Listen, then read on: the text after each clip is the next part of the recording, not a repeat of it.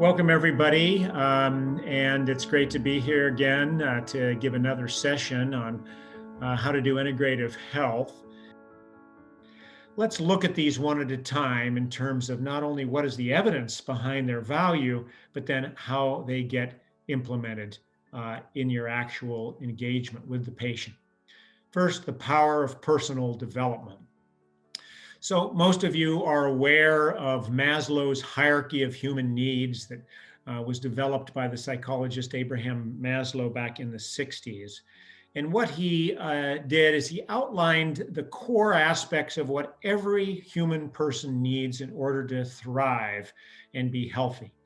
He started with the basic needs, the physiological needs, moved up to the safety needs, the belongingness needs, self-esteem and psychological needs. And his top one was what he called self-actualization, achieving full potential. This is the meaning of the purpose component. Everyone has these needs. The only difference I think we've come across in modern research that goes beyond the hierarchy is that we now know that it's not necessarily just a hierarchy. Maslow said you have to have the basic needs at the beginning before you can reach out to self-actualization. But I've seen many individuals that haven't necessarily had all those needs addressed before, and yet still they call on meaning and purpose. They call on spirituality to reach their true purpose. Maslow's hierarchy actually is a path to help find the behavioral change necessary to cultivate personal development. What we're talking about here really is a journey of self-discovery. Who are you? What's important to you? And is your behavior lined up with what you want it to be?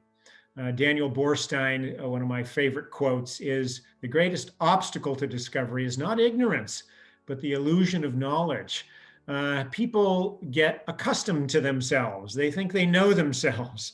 And that knowledge can sometimes get in the way of finding out what's important to them. As my grandfather said, when you're green, you're growing, but when you're ripe, you're rotting. Meaning, as long as you're seeking out knowledge and realize that you don't have all the answers, then you can grow in discovery. What are some of the questions that help get at the personal development? You've seen some of these before. What are your plans and aspirations in life? What are you planning to do after what you're doing now? What is your long-term purpose? What gives you the most meaning in your day-to-day activities? And then how do you spend your time? A narrative around that then helps open up the color of an individual's life. How do you then help people move through this discovery into this self-discovery? Well, there are a number of integrative approaches that can cultivate this process. They're called, when you look at performance and leadership instruction, they're called rituals. And in fact, it is rituals or habits on the physical, emotional, mental, and spiritual level that move individuals towards what's meaningful. And on the left-hand side of this slide, I list a number of the kinds of tools that are at your availability that you can use with patients, such as appreciation and gratitude, journaling we've talked about, mindfulness practices, listening and presence, very important, and we'll talk about that some more, cultivating a healing intention, and also rituals like prayer and service. In the area of research, science, and literature, these kinds of rituals, beliefs, intentions are often attributed to what's called the placebo effect. And in fact, there is an entire area, society, and science behind the placebo effect to understand what the underlying causes of the placebo effect are. And what we now know is that the underlying causes have to do with belief, have to do with ritual, have to do learning. And in fact, Dan Moorman and I have suggested that we stop using this term placebo effect in clinical application and call it the meaning effect, because these are things that will cultivate meaning. I've produced a guide on how to use this research from placebo to understand how to enhance any kind of intervention or treatment that you're providing. And we have a full guide and then a pocket guide for how the science points in this direction. Next, let's look at the power of the mind. We've talked a bit about this before, the mind-body techniques in the context of stress management and in the context of mental health, but it has an important role in the area of spirituality also. Here are some of the questions that are in the Hope Note you can ask. How do you relax and manage stress? How do you reflect and recreate? Recreation is recreation. And how do you exercise your mind? As you recall, I've suggested that we communicate to patients that really working the mind is more like exercising the body. It builds the muscle, and exercising the mind can build the mind also. In fact, the brain reacts in a very similar way, whether the experience is real or imagined. When we believe we're under threat, we will act and our body will act biologically as if we are under threat. Likewise, if we engage in healing mental and calming mental states, sometimes called rest and digest states, that also communicates a real physiological signal to our body and has direct healing components. Every single time we have a thought, we're reinforcing something in our brain. The neurons interpret it as real life. The brain generates an impulse. It then strengthens that neural pathway. It wraps the myelin sheath in a thicker body around those so that those nerves then work faster. And all of this can occur without performing even physical activity. This is why professional athletes do a lot of rehearsal in their mind, not just in their body. And in fact, the science has shown that engaging in these kinds of thoughts, in this kind of mind-body activity, actually grows literally the brain that can be seen on MRI scans. And it's a capacity to engage in the power of the mind. Other studies have shown that mind-body practices have benefits both personally and collectively. Individual benefits are listed here: improving the quality of life, optimizing performance, energy, reducing pain, and in one's social environment, for example, the workplace. Mind-body practices have been shown to increase productivity, increase being present, boosting morale, decreasing healthcare costs of the group. So the mind has indeed useful power. To properly direct the power of the mind, we have to understand what our mindset is. The mindset is the belief and the expectation. That is what you think the particular behavior is going to do. It's the expectation and the intention. Often you get at this with patients by saying, how did you get this far? How did you get this far along in your success? Reinforcing success is one of the key ways of helping cultivate expectation for more success and set the mindset in the direction of a healing intention. Here's a book that talks about cultivating that under the name of positivity. And in fact, you can go to this website and take a free positivity test. And what this research shows is that there is an optimal ratio of positive thoughts to negative thoughts, which is about 3-to-1. If you can cultivate positive thoughts over negative thoughts 3-to-1, then this will grow that area of the brain. In social environments, when you state it, when you put it out there and you want the entire group to move in a positive direction, the ratio is a little bit steeper for positivity, about 7-to-1. 7 comments for every 1 negative comment in those areas. Now, let me point out that it's not that the negative comments aren't important. They are important. They actually keep honesty and authenticity into the dialogue in the social environment or the thoughts for yourself. But that has to be balanced with positivity and not overbalanced by negative components. Here's a positivity toolkit that comes out of this book, and you'll notice that many of these things are the same kinds of mind-body techniques that we've been talking about in other endeavors in those areas. These are the ways to actually bump up that positivity to negativity ratio to cultivate that part of your brain and that part of the social interaction that benefits your family, your friends, and the environment. Let's move now to the last of these, that is the power of presence. And I mean presence, or the existence of being. This is what you are. How does this happen with patients?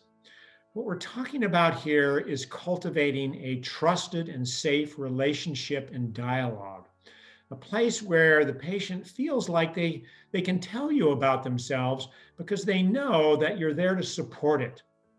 Often what we hear from medical providers that are busy is that this takes time.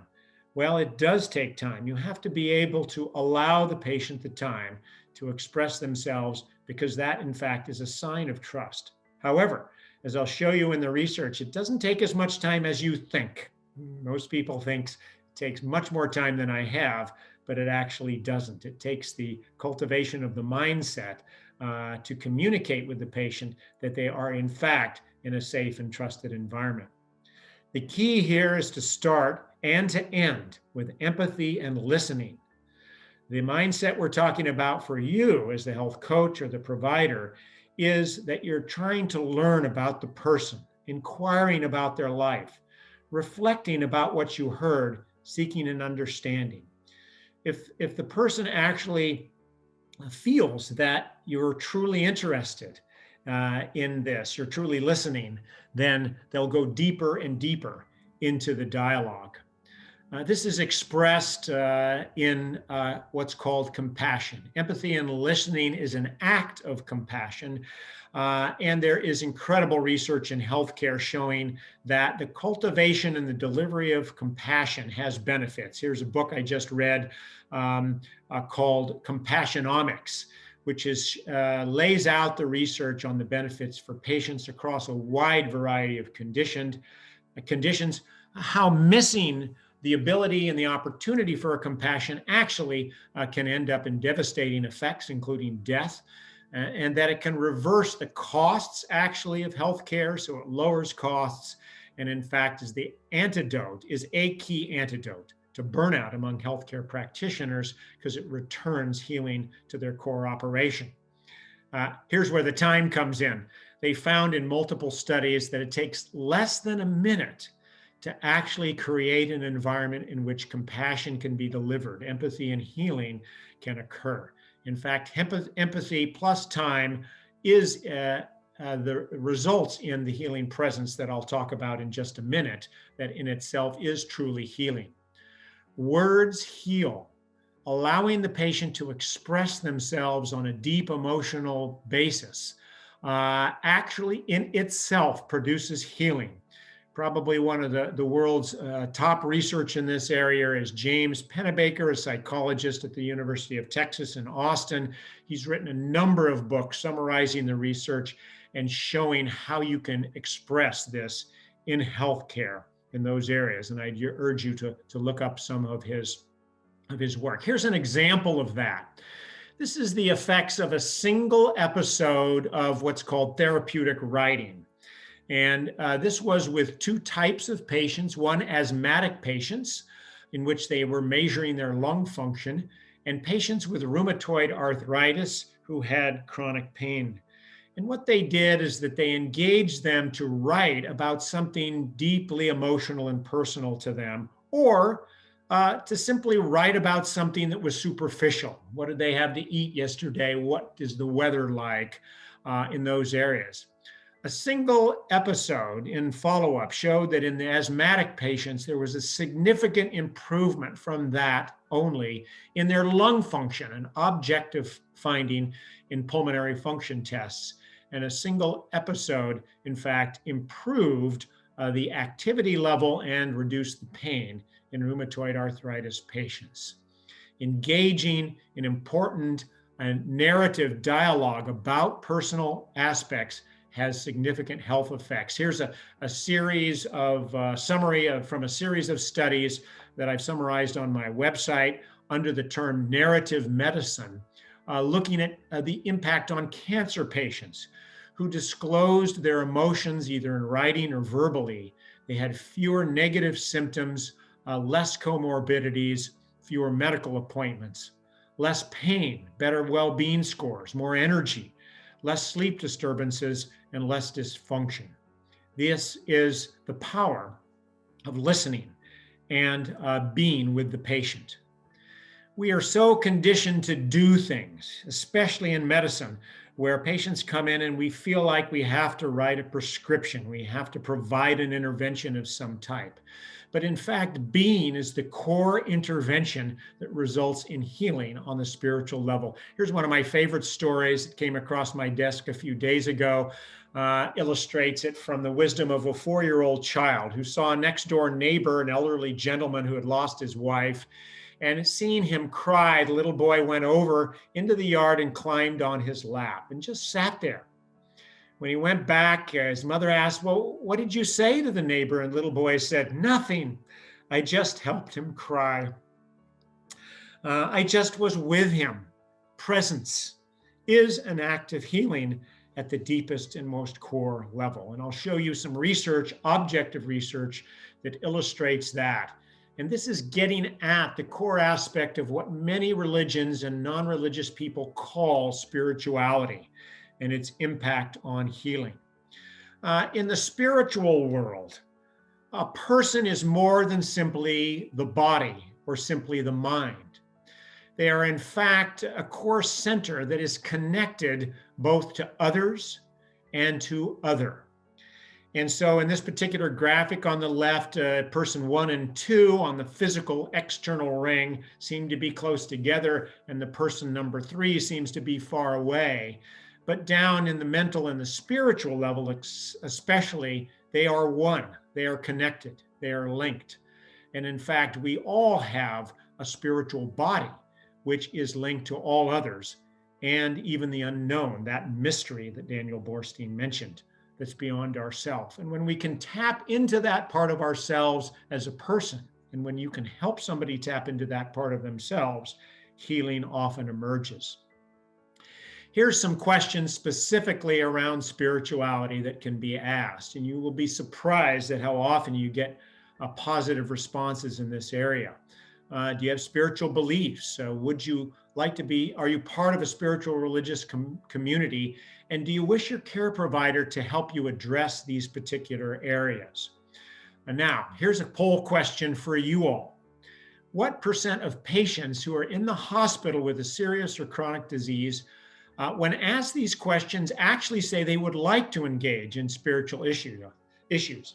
I'll give you 15 seconds. Is it A, 2%, B, 10%, C, 30%, half of patients, or greater than half, up to 70% of patients? What do you think? We're not going to do a formal poll question with this, but I see some chats coming in. Okay, you can put it in your chat if you'd like. What do you think the answer is for this? If you ask these questions to somebody with a serious illness?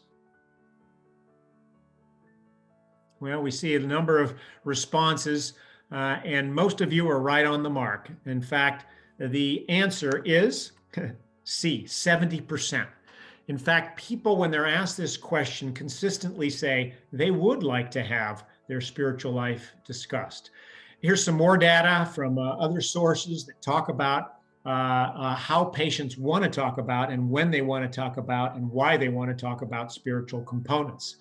In life-threatening situations, as we just talked about, serious mental conditions, again, 70%. But why do they want to have these conversations? For better understanding, to gain hope, and to look at the effect on making medical decisions in these areas. If the person is looking for religious and spiritual components, then this sometimes is an important time to refer them or ask them if they would like to be referred to a chaplain. Because chaplains are professionals that are trained specifically in addressing the religious and faith issues in these areas. Here's a couple examples of the kind of spiritual tools that chaplains use to help people fill out their spiritual life and answer questions about their spiritual life in those areas. This is called the FICA. And these are the kinds of tools that chaplains will use in these areas. Here's another one: the hope questions. Not our hope, but the spiritual hope that chaplains use for doing spiritual assessment. And you can see some of the questions here are really specifically about religion and spirit, and how patients can rely on that in times of suffering and stress. The health beliefs of religious participation have been quite extensively studied. Those who engage in formal religious practices are, in general, much healthier physically and mentally than those who do not engage in these types of practices. And here's a list of observational studies. You can't randomize people to participate in a certain type of a church or a faith, but you can look at correlations and control for other factors. And religious practice is correlated with lower depression, better self-esteem, or happiness in the family, even greater longevity, better recovery from illness and resilience, and a decreased incidence of many diseases. And Rodney Stark, who's written a book about America's blessings, the participation in religious activity, has estimated that over $1 billion could be saved and is saved every year by healthcare dollars are saved by participating in religious practices.